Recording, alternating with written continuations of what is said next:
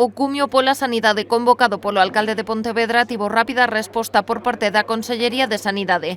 Julio García Comesaña visitou hoxe o Hospital Provincial na cidade. Dende ali criticou a iniciativa impulsada por Miguel Anxo Fernández Lores. Dende xaneiro do 22, o alcalde non se puso en contacto con este conselleiro absolutamente para nada. Polo que puden ler agora dese manifesto, o alcalde volve a dinámica do bloque de facer un tema partidista, meramente político, en tanto en canto nas propostas de solucións non se apunta en absoluto a responsabilidade que ten, claro, en Galicia e en todas as comunidades autónomas o Ministerio pola súa inacción dende o ano 2018 non convocando nin facilitando a convocatoria de máis plazas de médicos de familia, que é o verdadeiro problema que temos en Galicia. En canto á convocatoria feita pola propia Consellería para a vindeira semana, García Comesaña insistiu en que se tratará dun encontro de carácter técnico. Desbotou así a presencia do presidente da Xunta que solicitaron os alcaldes. Creo que o día de Reyes Magos xa pasou, foi o pasado día 6, e creo que, bueno, cada un pode pedir o que queira, non?